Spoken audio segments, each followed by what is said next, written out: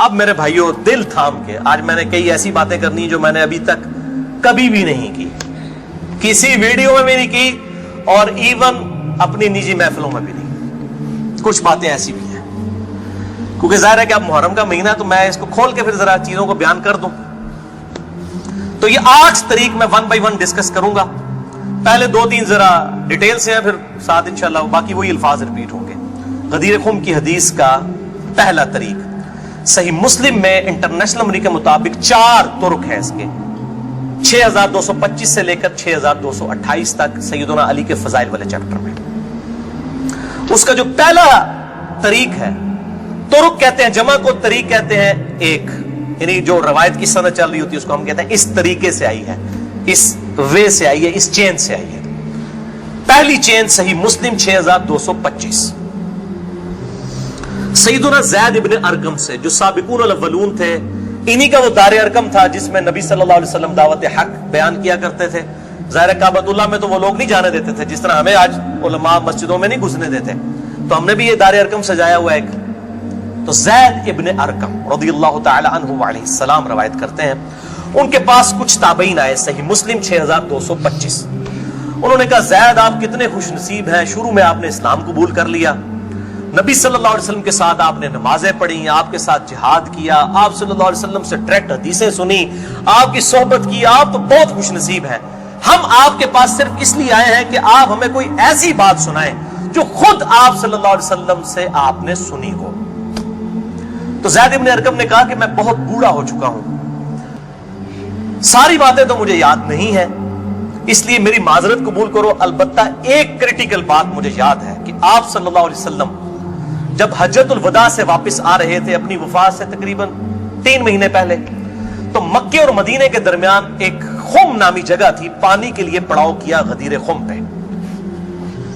اور یہ بات ہے 18 ذوالحجہ 10 ہجری کی, اور 11 ہجری میں آپ صلی اللہ علیہ وسلم کی وفات ہو گئی ربیع الاول میں. تاریخ کنفرم نہیں لیکن دن سوموار تھا, صحیح بخاری میں آتا ہے. آپ صلی اللہ علیہ وسلم نے خم نامی گاؤں میں اونٹ کے پالان کا آپ کے لیے ممبر بنایا گیا, آپ صلی اللہ علیہ وسلم نے اس پہ چڑھ کر خطبہ دیا, اور الفاظ ہی بڑے کنکلوڈنگ ہیں, ہم نے اپنے منہج پہ بھی لکھا ہوا ہے. اے لوگوں آگاہ ہو جاؤ, میں بھی ایک انسان ہوں, قریب ہے کہ اللہ کا قاصد یعنی موت کا فرشتہ میرے پاس آئے اور میں اس کی دعوت قبول کر لوں. لوگوں آگاہ ہو جاؤ, میں اپنے بعد تم میں 2 بھاری چیزیں چھوڑ کر جا رہا ہوں. یہ ہے حدیث ثقلین. ان میں سے پہلی چیز اللہ کی کتاب ہے, اس میں ہدایت ہے, اس میں نور ہے. تم اللہ کی کتاب کو پکڑو, اپنا تعلق اس کتاب کے ساتھ مضبوط کرو. اللہ کی کتاب اللہ کی رسی ہے, جو اس کو پکڑے گا ہدایت پر ہوگا, جو چھوڑ دے گا گمراہ ہو جائے گا. پھر زید ابن ارقم کہتے ہیں آپ صلی اللہ علیہ وسلم ترغیب دلاتے رہے, اللہ کی کتاب, اللہ کی کتاب, اللہ کی کتاب, لیکن امت نے چھوڑ دی کتاب. اور پھر آپ صلی اللہ علیہ وسلم نے فرمایا دوسری بھاری چیز میرے اہل بیت ہیں, میں اپنے اہل بیت کے معاملے میں تمہیں اللہ سے ڈراتا ہوں, میں اپنے اہل بیت کے معاملے میں تمہیں اللہ سے ڈراتا ہوں, میں اپنے اہل بیت کے معاملے میں تمہیں اللہ کا خوف دلاتا ہوں. اچھا, اب ظاہر ہے اس زمانے میں بھی لوگ موجود تھے, لوگوں کے کان کھڑے ہو گئے. حضرت معاویہ بن ابی سفیان رضی اللہ تعالیٰ عنہ کا دور تھا. تابعین نے سیدھا سوال ہی عجیب و غریب کر دیا. انہوں نے کہا زید یہ حضور کی بیویاں اہل بیت نہیں ہے؟ دیکھو, بجائے پوچھنے کے سینئر صحابی سے پوچھتے کہ اہل بیت کون ہے, ان کو فوراً پتا چل گیا کام کی طرح ہو ہی جا رہا ہے. یہ حضور کی بیویاں اہل بیت نہیں ہے؟ زید بن ارقم نے کہا کہ بیویاں اہل بیت ہیں, لیکن یہاں پر وہ مراد نہیں ہے. یہاں پر تو نبی صلی اللہ علیہ وسلم کے خاندان کے لوگ مراد ہیں, آل علی, آل عقیل, آل عباس, آل جعفر, وہ لوگ مراد ہیں اہل بیت. حضور کی بیویاں یہاں مراد نہیں ہیں, جن پر قیامت تک کے لیے صدقہ حرام ہے. یہ زید بن ارقم نے کہا. تھوڑا کوڑا سیجے طریق, اگلا بڑا سخت جے. میں ڈر رہا ہوں یہ بیان کرتے ہوئے, لیکن اس میں نے پمفلٹ میں لکھ دیا ہوا ہے, لیکن وہ لوگ پڑھ کے گزر کے ہوں گے. لیکن میں اب آپ کو توجہ دلاؤں گا. صحیح مسلم 6228 نمبر طریق, اس میں پتہ کیا الفاظ ہیں؟ اس حدیث کے اینڈ پہ تابعین پوچھتے ہیں کہ کیا نبی کی بیویاں اہل بیت نہیں ہیں؟ تو زید ابن ارقم کہتے ہیں اللہ کی قسم نہیں، اللہ کی قسم نہیں۔ عورت تو کتنا عرصہ کسی مرد کے ساتھ گزارتی ہے، بعد میں اس کا مرد اسے طلاق دے دیتا ہے، وہ اپنے میکے واپس آ جاتی ہے، تو عورت کیسے اہل بیت ہو سکتی ہے؟ ایسا ہی مسلم پڑھ رہے جے بھائی، اے سورہ کافی نہیں پڑھ رہا مولویو، صحیح مسلم 6228، وہ کہتے ہیں بیوی کو طلاق ہوئی اپنے گھر چلی گئی، وہ کہاں سے اہل بیت ہو گئی؟ یہاں تو نبی صلی اللہ علیہ وسلم کے خاندان والے مراد ہیں جن پر قیامت تک کے لیے صدقہ حرام ہے۔ زید ابن ارقم کو ریال نہیں ملتے تھے، نہ سعودیہ سے نہ ایران سے، وہ تو صحابی تھے نا رضی اللہ تعالیٰ عنہ، حق بیان کیا انہوں نے۔ اچھا یہ نہ سمجھیں یہ کہہ دیں کہ زید ابن ارقم کا اجتہاد ہے، اے بھائی اجتہاد نہیں ہے، سن لو۔ ایک معنوں میں اہل بیت بیویاں ہیں سورۃ الاحزاب آیت نمبر 33 کے تحت، لیکن یہ جس اہل بیت کے بارے میں اللہ سے ڈراتا ہوں ان کے ساتھ اس نے سلوک کرنا، یہ وہی لوگ تو ذبح ہوئے ہیں، آل عقیل ذبح ہوئے، آل جعفر ذبح ہوئے، آل عباس جعفر ہوئے، آل علی ذبح ہوئے، انہی کی اولادیں ذبح ہوئی ہیں نا۔ یہ 72 جو ہم شہدائے کربلا کہتے ہیں، انہی کے بارے میں ڈرایا تھا جن کے بارے میں غیبی خبر دی گئی تھی کہ ان کے ساتھ امت برا سلوک کرے گی۔ اچھا یہ زید ابن ارقم کا اجتہاد نہیں ہے میرے بھائیوں، اس کی سپورٹ میں صحیح مسلم سے 2 مرفوع حدیثیں اپنے محبوب صلی اللہ علیہ وسلم کی حدیثیں بیان کرتا ہوں۔ سنیں پہلی حدیث انٹرنیشنل نمبر کے مطابق صحیح مسلم میں 6261 نمبر، اما عائشہ رضی اللہ تعالی عنہا وعلیہ السلام خود روایت کر رہی ہیں کہ ایک دن نبی صلی اللہ علیہ وسلم اس حال میں برآمد ہوئے کہ آپ صلی اللہ علیہ وسلم نے ایک کالے رنگ کی چادر اوڑھی ہوئی تھی جس پہ نقش و نگار بنے ہوئے تھے جیسا کہ اونٹ کے کجاووں کے ہوتے ہیں، کالے رنگ کی منقش چادر اوڑھی ہوئی تھی۔ اتنے میں سیدنا حسن آئے، آپ صلی اللہ علیہ وسلم نے ان کو اپنی چادر کے نیچے لے لیا، پھر سیدنا حسین آئے، ان کو اپنی چادر کے نیچے لے لیا، پھر سیدہ فاطمہ آئی، ان کو اپنی چادر کے نیچے لے لیا، پھر سیدنا علی آئے، ان کو بھی اپنی چادر کے نیچے، ان چاروں کو لیا، اور 5ویں خود، جس سے 5 تن پاک کا ہم کانسیپٹ لیتے ہیں، 5 اس چادر کے نیچے لیا۔ سیدہ عائشہ کو نہیں لیا، پوائنٹ ٹو بی نوٹڈ، وہ راوی ہیں، وہ دیکھ نہیں ہے منظر، اور اما عائشہ دیکھ لیں کتنی منصف مزاج تھی، انہوں نے یہ روایت بیان کر دی، ورنہ کسی درجے میں اپنے بارے میں بھی سوچ سکتی تھی کہ مجھے نہیں لیا گیا، لوگ کل کو سوال کریں گے کہ آپ کو کیوں نہیں لیا گیا، آپ اہل بیت نہیں تھی، یقیناً تھی، لیکن یہ والا معاملہ جو ہے وہ ایکسٹرا آرڈنری ہے، اسپیشل پروٹوکول ہے۔ چادر کے نیچے لیا، پھر آپ صلی اللہ علیہ وسلم نے سورۃ الاحزاب کی آیت نمبر 33 پڑھی، انما یرید اللہ لیذھب عنکم الرجس اہل البیت ویطہرکم تطہیرا۔ اے نبی کے گھر والوں، اللہ تو صرف یہی چاہتا ہے کہ ہر طرح کی ناپاکی تم سے دور کر دے اور تمہیں خوب صاف ستھرا کر دے۔ راویہ اما عائشہ ہے، خود چادر کے نیچے نہیں ہے، علی، حسن، حسین اور سیدنا علی ہے، سیدہ فاطمہ ہے، اور نبی صلی اللہ علیہ وسلم 5ویں خود۔ تو زید ابن ارقم نے کوئی غلط بات نہیں کی ہے، ان کو یہ حدیثیں پتہ تھیں۔ اور دوسری حدیث صحیح مسلم سے ہی انٹرنیشنل نمبر کے مطابق 6220 نمبر، یہ بڑی لمبی حدیث ہے، میرا ٹاپک کسی دوسری طرف چلا جائے گا اور کچھ بڑھ جانا ہے، چونکہ میں اس کو لکھ چکا ہوں 150 روایتوں والے 72 والے احادیث والے، لہذا میں اس کا ایک پورشن بیان کرنے لگا ہوں، باقی جسے شوق ہو تو وہ پڑھ لے، اس کے اندر میں نے لکھا ہے اس کا پورا طریقہ، ورنہ معاملہ کہیں سے اور ہی نکل جانا ہے، پھر سب و شتم والا ایشو ڈسکس ہو جانا ہے، حضرت معاویہ کے دور میں جو سیدنا علی کے پر لعنت ہوتی تھی، وہ والا ٹاپک اس میں ڈسکس ہو جانا ہے، اس لیے میں اس حدیث کا آخری جز بیان کر رہا ہوں کہ سیدنا سعد ابن ابی وقاص رضی اللہ تعالیٰ عنہ کہتے ہیں کہ جب آیت مباہلہ نازل ہوئی نجران کے عیسائیوں کے ساتھ، نبی صلی اللہ علیہ وسلم کی 1-to-1 ڈیبیٹ ہوئی، اینڈ پہ ہوا کہ ٹھیک ہے مباہلہ کرتے ہیں، کون حق ہے کون باطل ہے۔ سورہ ال عمران آیت نمبر 61 نازل ہوئی، فَقُلْ تَعَالَوْا نَدْعُوا أَبْنَاءَنَا وَأَبْنَاءَكُمْ وَأَنفُسَنَا وَأَنفُسَكُمْ وَنِسَاءَنَا وَنِسَاءَكُمْ وَأَنفُسَنَا وَأَنفُسَكُمْ، کہ نبی صلی اللہ علیہ وسلم کو کہا گیا کہ ان کو کہو اپنے بیٹوں کو لے آؤ، ہم بھی اپنے بیٹوں کو لے آتے ہیں، تم بھی اپنی عورتوں کو لے آؤ، ہم بھی اپنی عورتوں کو لے آتے ہیں، تم خود بھی آ جاؤ ہم خود بھی آ جاتے ہیں، پھر اللہ کے حضور اوپن میدان میں دعا کرتے ہیں، جھوٹے پہ اللہ کی لعنت، اس کو مباہلہ کہتے ہیں، لیکن نہیں آئے۔ سعد ابن ابی وقاص کہتے ہیں کہ نبی صلی اللہ علیہ وسلم قرآن میں کیا حکم آیا تھا؟ اپنے بیٹوں کو لے کر آؤ، تو کس کو لے کے آئے؟ سیدنا حسن، سیدنا حسین، سیدنا علی، اور ساتھ کیا تھا؟ اپنی عورتوں کو لے کر آؤ۔ نبی صلی اللہ علیہ وسلم کی عورت کون تھی؟ سیدہ عائشہ، سیدہ حفصہ، باقی امہات المومنین، لیکن ان کو نہیں لائے، سیدہ فاطمہ کو لے کر آئے۔ Point to be noted. نازبیوں کے لیے پھکی، اگر آپ کو کہے اپنے گھر کی عورتوں کو لے آؤ تو سب سے پہلے بیوی لائی جاتی ہے۔ آیت مبالغہ میں بیوی نہیں آئی، سیدہ فاطمہ آئی ہے۔ اگلی کہنا آپ سمجھ جاؤ بھائی زید بن ارقم نے کیوں کہا، صحیح مسلم 6228، کہ بیوی تو خاوند کے ساتھ کافی عرصہ گزارتی ہے، جب طلاق ہو جائے تو وہ اپنے میکے واپس چلی جائے۔ حالانکہ نبی صلی اللہ علیہ وسلم نے کسی کو نہیں دی طلاق، لیکن اتنی ننگی بات اس لیے ان کو کرنی پڑی، اتنی سخت بات، تاکہ حق کھل کے بیان ہو۔ اور نبی صلی اللہ علیہ وسلم نے بھی آپ دیکھ لیں قرآن میں حکم تھا عورتوں کو لے کر آؤ، بیویاں نہیں لے کے آئے، سیدہ فاطمہ کو ساتھ لے کے آئے۔ یہاں سے بھی پانچ تن پاک والا کنسیپٹ، یہ پاک والا وہ معصومیت والا عقیدے کی میں بات نہیں کر رہا، اہل سنت کا جو عقیدہ ہے منہج ہے اس کی بات کر رہا ہوں۔ لہٰذا سیدنا زید ابن ارقم رضی اللہ تعالیٰ عنہ کی تشریح بالکل درست ہے۔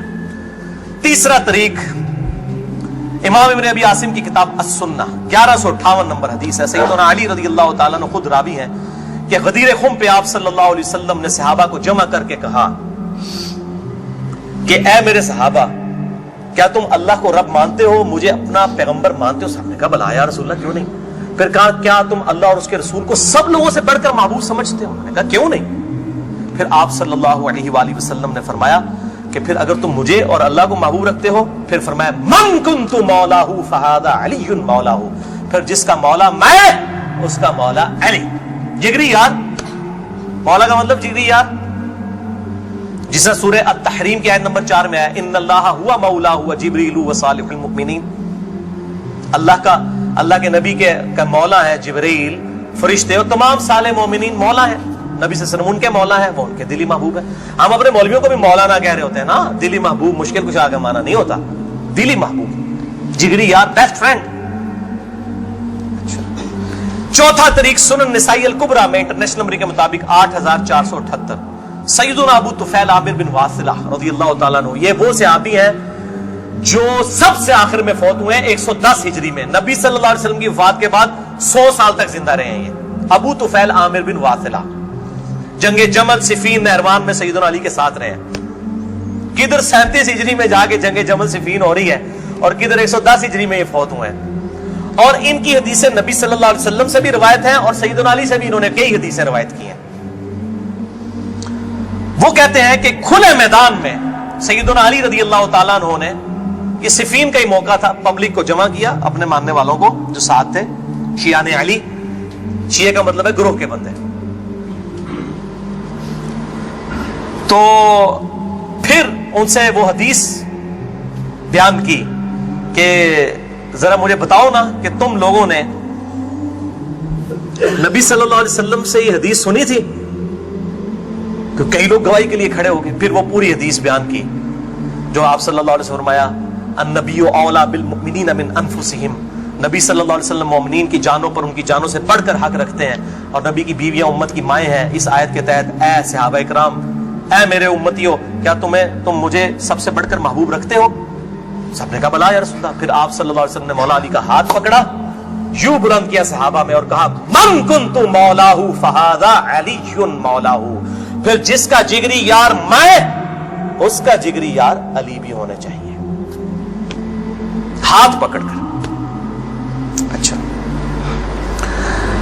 ابو طفیل عامر بن واصلہ کہتے ہیں یہ حدیث جب میں نے سیدنا علی سے سنی تو میں ہل گیا، میرے دل میں قلق تھا کہ نبی صلی اللہ علیہ وسلم نے اتنی بڑی بات کی حضرت علی کے بارے میں، اور صحابہ اکرام علیہم رضوان نے گواہی دی۔ اس میں آگے الفاظ یہ موجود ہیں کہ اس میں ہی الفاظ موجود ہے کہ آپ صلی اللہ علیہ وسلم نے اسی حالت میں کہا اے اللہ جو علی سے محبت رکھے اس سے محبت رکھ، جو علی سے دشمنی رکھے اس سے تو بھی دشمنی رکھ۔ یہ بہت بڑی بات ہے۔ ابو طفیل کہتے ہیں میں نے کہا یہ حدیث، میں کہتے ہیں باہر نکلا، میں نے کہا سب سے سینئر صحابی شروع کے مسلمان ہیں زید ابن ارقم، وہ تو پہلے تیار بیٹھے سن زید ابن ارقم. وہ تمہیں بھولے گا نہیں زید بن ارقم کون ہے. تے تو ہم جماعت اسلامی دے سکول بھی نہیں دار ارقم بولن گے. جو دار ارقم انہی کے نام پہ رکھے ہوئے ہیں, کیونکہ دار ارقم سب سے پہلا گھر تھا جہاں نبی صلی اللہ علیہ وسلم دعوت توحید کیا کرتے تھے. زید ابن ارقم کے پاس گئے. ان کا زید آپ تو سابقون اور اولون میں سے ہیں. مجھے بتائیں حضرت علی نے یہ حدیث بیان کی ہے اور اتنے لوگوں نے گواہی دی ہے. انہوں نے کہا تو کیا بات کرتا ہے, میں نے تو خود نبی صلی اللہ علیہ وسلم سے یہ حدیث سنی ہوئی ہے, من کنت مولا فہذا علی مولا, اور اے اللہ اس سے محبت رکھ جو علی سے محبت رکھے, اس سے دشمنی رکھ جو علی سے دشمنی رکھے. یہ وہ حصہ ہے جس کا ابن تیمیہ نے انکار کیا منہاج السنہ میں. پھر شیخ البانی نے پھر صفوں کے صفحے کالے کیے ہیں کہ ابن تیمیہ میں جلد بازی کی عادت تھی اور مبالغہ آرائی تھی. سلسلہ احادیث صحیحہ 2223 نمبر حدیث کے کانٹیکسٹ میں شیخ البانی نے سخت گرفت کی ہے. اچھا, پانچواں طریق صحیح مسلم میں 3713 ہے, جامعہ ترمذی میں 3713. پانچواں طریق من کنت مولاہ فہذا علی مولاہ, زید بن ارقم سے جابر بن عبداللہ سے رضی اللہ تعالی عنہما. چھٹا طریق مسند احمد میں ہے انٹرنیشنل نمبر کے مطابق 19321 جلد 4 صفحہ 370 پر کہ سیدنا علی نے جب پوچھا گواہی دو گے اس حدیث کی غدیر خم کی, تو 30 صحابہ وہاں پر کھڑے ہوئے, اور باقی پوری حدیث وہی ہے سنن نسائی الکبریٰ والی کہ اے اللہ اس سے محبت رکھ جو علی سے محبت رکھے, اس سے دشمنی رکھ جو علی سے دشمنی رکھے. تو ہمیں تو بڑا فخر ہے, ہم تو علی سے نہ صرف محبت رکھتے ہیں, علی کے دشمنوں کو للکار رہے ہیں الحمدللہ. تو اللہ تعالیٰ اسی عمل کے سبب, اس عمل کا وسیلہ اللہ کے حضور پیش کرتے ہیں کہ اللہ تعالیٰ ہمیں محبوب رکھے, آمین. بھائی یہ غدیر خم پہ آپ صلی اللہ علیہ وسلم نے خطبہ کیوں دیا, اس کی میں نے حکمت کئی لیکچرز میں بیان کی, یہاں پہ بھی بیان کر دوں. یہ آپ خطبہ حجۃ الوداع پہ بھی دے سکتے تھے, وہ روایتیں ضعیف ہیں. غدیر خم اس موقع پر پہنچ کر سب لوگ عرب کے جا چکے تھے سوائے اہل شام کے اور اہل مدینہ کے, اور اہل شام صفین میں سیدنا علی کے خلاف کھڑے ہوئے, اور اہل مدینہ میں جو کچھ لوگ تھے انہوں نے اہل مدینہ کے ساتھ زیادتی کی, کچھ ان کے ساتھ زیادتیاں ہوئیں. اہل مدینہ اور اہل شام کو اصل میں ڈرایا گیا, کیونکہ واقعہ حرہ میں اہل مدینہ کے ساتھ ظلم کیا یزید نے, اور صفین میں جو ہے وہ حضرت معاویہ جو فوج لے کے وہ شامیوں کی تھی. اس لیے نبی صلی اللہ علیہ وسلم نے حضرت علی کے بارے میں یہ کرٹیکل حدیث وہاں پر بیان کی تاکہ شامیوں کو اور اہل مدینہ کو ڈر سنا دیا جائے. یہ اس کی ٹیکنیکل ریزن تھی, یہ کوئی خلافت والا معاملہ نہیں تھا. وہ تو بخاری اور مسلم کی متفق علیہ حدیث ہے, صحیح بخاری میں 4460 نمبر حدیث ہے.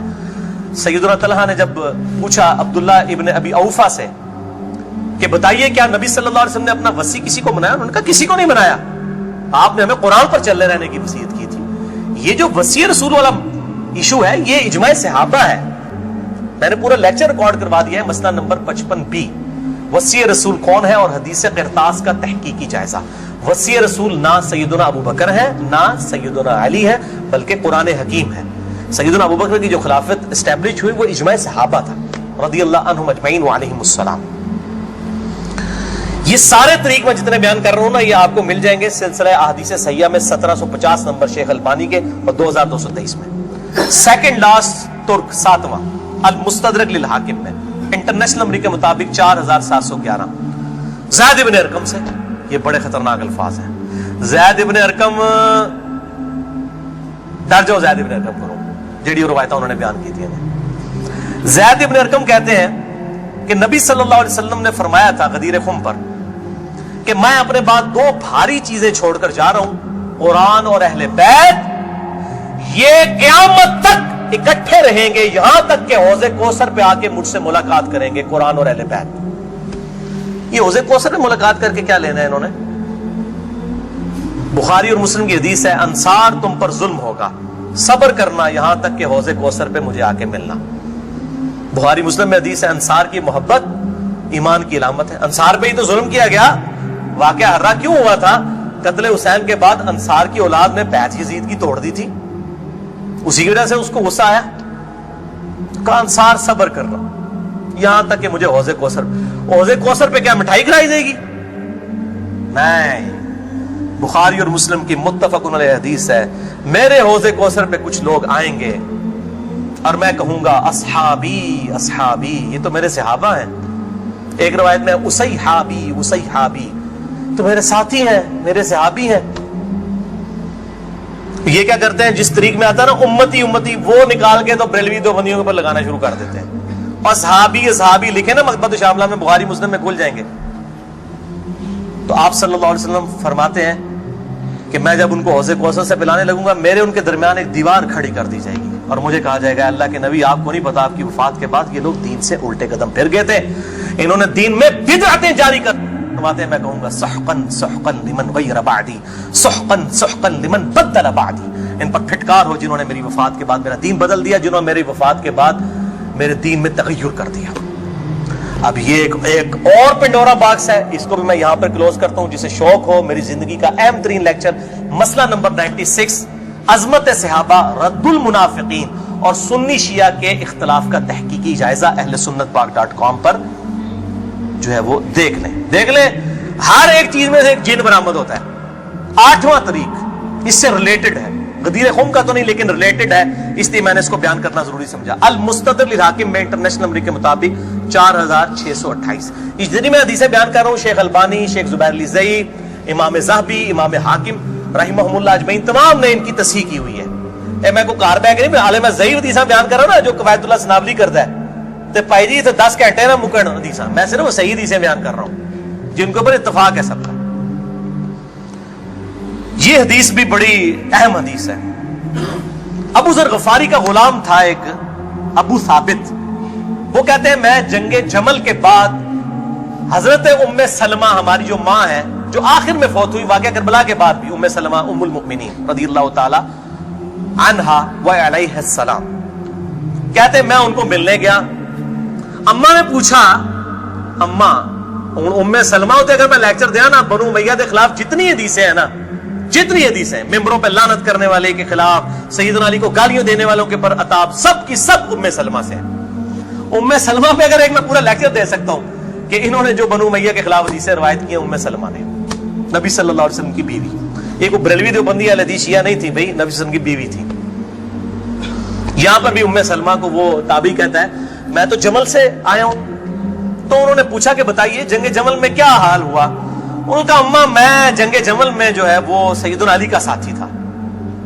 अच्छा, कहते हैं लेकिन सुबह के वक्त जब मैंने अपने मुखालिफ लश्कर में सैयदा आयशा को देखा तो मेरा दिल डोलने लग पड़ा कि ये ठीक है ये वो।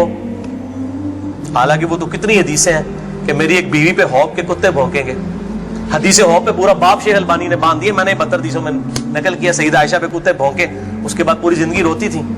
वो तो इब्ने जुबैर उनको आगे ले गए, उसके बाद सैयदना अली ने उनको माफ भी किया, और एक अलग से एक टॉपिक है, मसला 101 मेरा देख लें। बहरहाल सैयदा आयशा रज़ियल्लाहु ताला अन्हा को देखा, दिल डगमगा गया। कहते हैं फिर मैंने जब जोहर की नमाज पढ़ी तो अल्लाह ने मेरे दिल को मजबूत कर दिया कि नहीं अली हक पर है। तो हमने जंग की और जाहिर है वो तो क्लीन स्वीप हुआ, सैयदना अली जंग जीत गए। तो उम्मे सलमा ने पता क्या कहा, उन्होंने ये नहीं कहा कि ये मुशाजराते सहाबा मुझसे क्यों डिस्कस कर रहे हो, दो ही ठीक ने। उन्होंने कहा अबू साबित तूने बड़ा ही अच्छा काम किया, मैं हुजूर की बीवी हूं, मैंने खुद नबी सल्लल्लाहु अलैहि वसल्लम से ये बात सुनी थी कि कुरान और अली ये क़यामत तक साथ रहेंगे, यहां तक कि ये मुझे हौज़े कौसर पे आकर मिले।